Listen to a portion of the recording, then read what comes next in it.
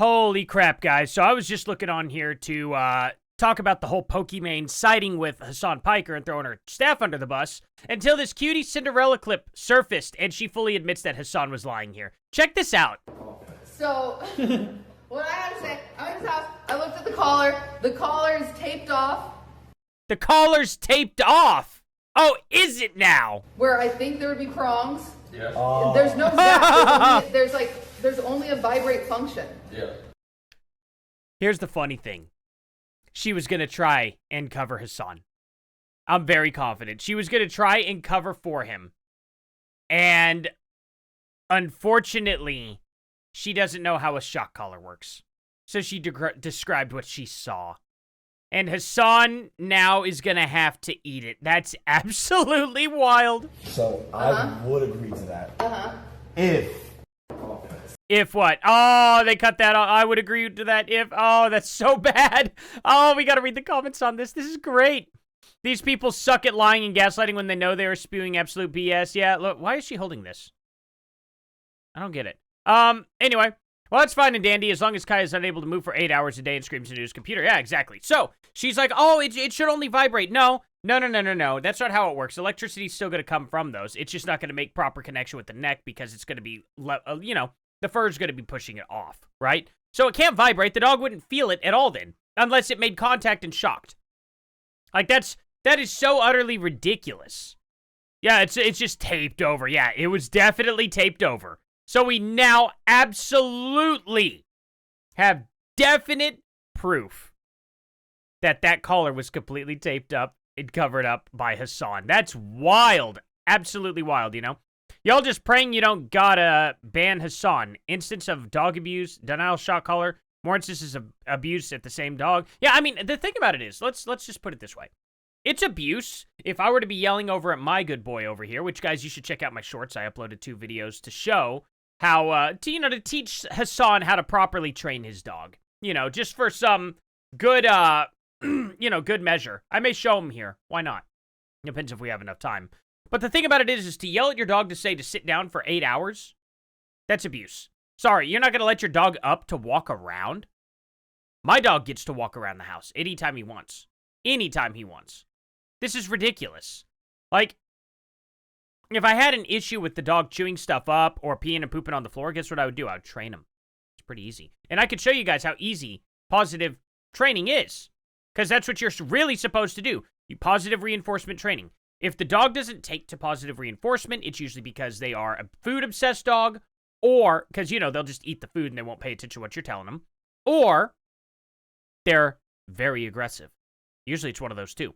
That's more understandable to use a shock collar on, but you don't use it to get them to go back into their bed and lay in the corner. That's not what those are for. That's not what those tools are for. Shock collars are for extreme measures, okay? Extreme measures. Extreme measures are acceptable when you have more of an extreme dog. It happens. It's not like it's evil to have a shock collar. That's not what we are saying, okay? It's fine to have a shock collar, depending on what it's used for, and depending on how often you use it, and all that. When you're shocking a dog to put them back into their bed, that's pretty evil. If you're just yelling at your dog to get back into its bed, I find it to be the same thing. There doesn't have to be a shock collar involved at all. There genuinely does not have to be a shock collar involved. It is still dog abuse to make your dog lay in one spot for 8 hours without getting water, without getting up and exercise, without running around, without letting him eat. You're using the dog as a prop. It's animal abuse. I don't care what the left has to say about it. But this is crazy. Yeah, she spilled the beans. Oops. We already knew he modified the collar. It was a gross and obvious lie from him. Why? The hell. Hasan had 24 hours. He could have ran to a pet store. He could have grabbed a vibrating collar, and he could have brought it back and been like, this is the one. I don't even know if they make a vibrate-only collar. Do they make only? Do they make vibrating collars only? No shock dog. Yeah, they make one. $39. He could have easily picked this one up. Why didn't he do it? Why didn't he do it? He could have literally just done this. You know? The thing about it is dogs don't generally care about vibrating collars you typically have to shock them a couple of times with the collar and then use a vibrating one, and they'll think it's the same thing because it starts doing something, right? They anticipate the shock to come. So these collars are usually ineffective unless you've actually used a real shock collar. But, you know, some people still find that to be a little more humane. They shock the dog a couple times, and then they replace it with this. And then the dog thinks that's going to happen. Still, it's actually still pretty decently cruel to do that, right? That's why using the shock collar for the specific methods I said, at that point, it's like you might as well do it because, first of all, they're aggressive. Now, for the food-obsessed dog, I get. Okay, if it's just food-obsessed, because the problem with training food-obsessed dogs with positive reinforcement with food is that it's not going to work ever in a million years. The dog gets the food. Dog knows it's going to get more food if it does the thing again. And if it doesn't get the food, it's going to beg, and it will not stop until it gets the food. That's kind of the issue with food-obsessed dogs. You know what I mean? So they don't really learn that way. They just learn that they will get food. And that's not a great thing. But anyway, I do want to get to the Pokimane thing because I want to mention it if I'm not going to make it its own video. The episode was supposed to air as usual. Okay? This is in response to them saying that they're not going to feel right uploading the episode. But staff refused to upload it out of fear. It caused drama, and it also posted this statement without my approval. I don't know if I believe that. I don't know that staff would just be like, okay, we're going to handle all of this, and we're not going to tell Pokimane at all. I don't know if that's accurate. I don't know that that's accurate at all. But here's the thing. I think she's afraid of Hasan's fans. I think they started to bombard her, or Hasan DM'd her. That's my theory. I'm not sure, though. Really, genuinely not sure. But whatever the case, I would actually genuinely like to know. But it sounds so scummy. So she's like, sorry guys, we'll talk about everything on this week's episode and go on a hiatus afterwards to restructure. So it sounds like some people are getting fired. Seems like the staff didn't want any drama. Because at the end of the day, the drama that unfolded, or possibly could unfold, could have lost these people their jobs anyway. Made things uncomfortable. Now they're sitting here having to do a lot of damage control. When they didn't want to do that, they just wanted to have the fun episodes with her and stuff. I understand the staff kind of, wanting to lean towards it. Now, honestly, they should have immediately held an emergency meeting. That's what I feel like should have happened. That's what I feel like would have happened. And then they would have discussed it. I genuinely feel like Pokimane is caving to pressure here. I don't know for sure. But you know what? Let's see how her own fans feel about it, right? Let's see. Yeah, exactly. Top post. Why would Israel do this? Exactly. F Hasan, why'd they make him Keanu Reeves? That's not nice. Keanu Reeves ended a whole bunch of people for touching his dog. You know what I mean? Like, oh, never mind. I thought he threw the dog. I thought he came in and threw the dog. That's really funny, actually. I didn't see that right. Okay, here's the bestie, Hasan Piker, explaining how he ties his dog to the spot for hours. They're showing her this. This is the video I'm talking about. One of the parts of this training is also supposed to put her, like, we're using the elevated bed, as you guys can see. And one of the things with the dog leash right here, tied to her elevated bed, is that she has a leash on right now on the elevated bed, so she can't. See, you guys thought I was gonna be like, just trust grainy footage, right? See, that's how the left would have been like. They're like, you don't know if that's a leash or not. Well, Hasan said it was. Can't really get off of it. So she now knows to sit in place. And knows that she can't go anywhere. Hours and hours on end. Hours and hours on end to sit in place. Like, when I have to go to the grocery store and I have to put my dog in his box because, well, unfortunately, if he sees a squirrel out in the yard, he will start slamming on my windows badly. He doesn't chew anything up, luckily. Oh, well, okay.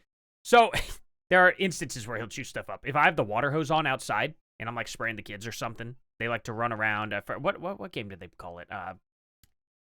Rainbow or the Rainbow Run or something like that. I don't know. Kids come up with names because they can see the rainbow like in the water whenever you spray it, especially on a sunny day. My dog will just start chewing stuff up out of frustration because he wants to get to that water hose really badly. Good thing and bad thing about that. First thing, it makes giving him a bath super easy. He hates getting sprayed with the water hose, but he doesn't pay attention to it when he's trying to bite at the water hose. You let that dog get too close to you, though, he can't see where your hand is, where the water's coming from. He might actually bite your hand really, really hard. So you got to be careful with that. So I got to shoot the water out in the middle of the yard. He runs out to the yard, and I spray the crap out of him, you know. And then I put the water hose down, comes up to me. I get to lather him all up in shampoo. Now, that's his favorite part because I'm just scratching all over him, and he'll start hunching his back up, and he's like, oh, my God, that's so good.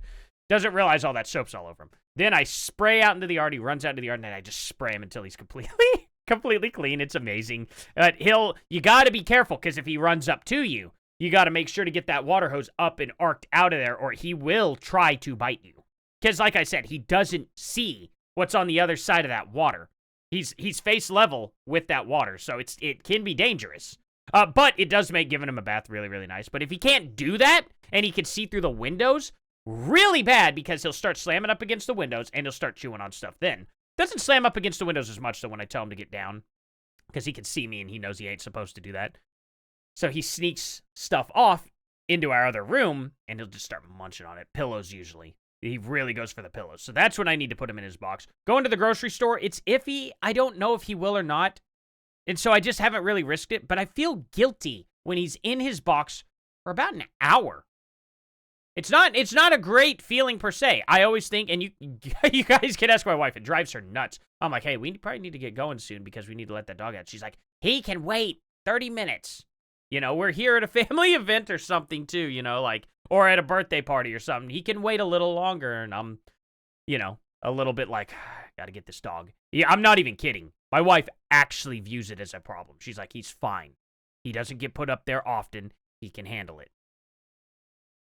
So it makes me sick to my stomach to know he's making this dog sit here for hours. You guys have seen on my live streams, I let my dog out. He jumps up here on this desk once or twice. He's telling me I want out. Now, he knows he's not supposed to jump up on this desk. He knows that. I don't know why he does it specifically during my live streams, though. I guess maybe he gets a little irritated that I'm not getting up and checking on him. I don't know. That's called being spoiled. Because if I don't check on him, then he's getting upset. I mean, come on. Like, that's what a real spoiled dog looks like. This isn't spoiled. Tying your dog up, it makes me so mad. If you don't have the room for your dog, if you don't have the capacity for your dog, you don't need to have your dog. I would love to have 2 or 3 dogs.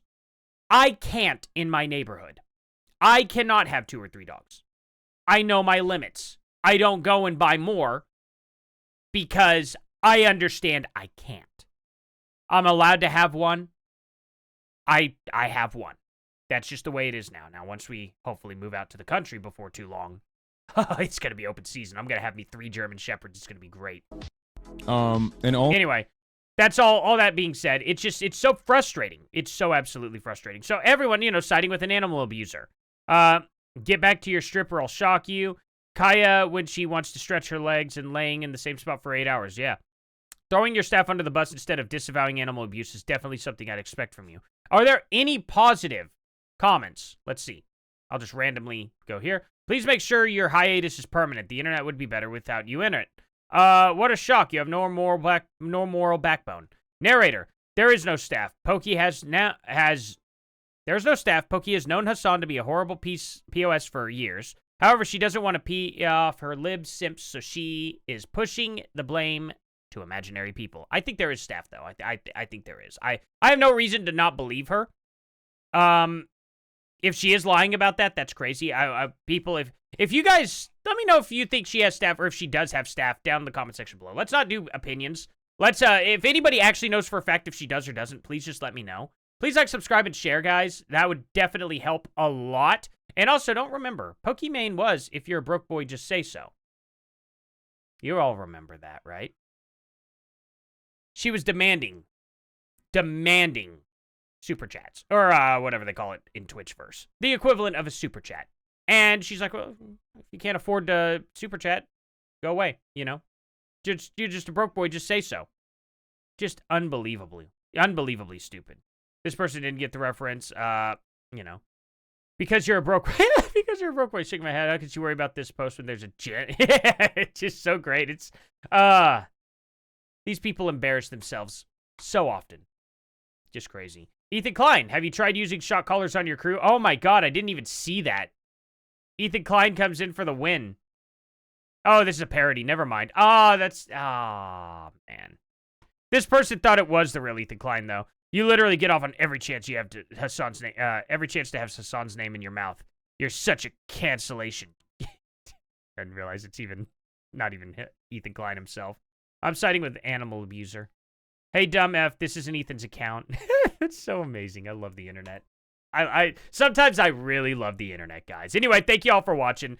Link in the description below to go to my Discord. Let's have a nice, fun conversation, guys. You can send me stuff during the live streams, and I'll watch them. React to them, stuff like that. Thank you all so much for watching. Definitely subscribe. Definitely hit that bell. I'll see you guys in the next one. Later.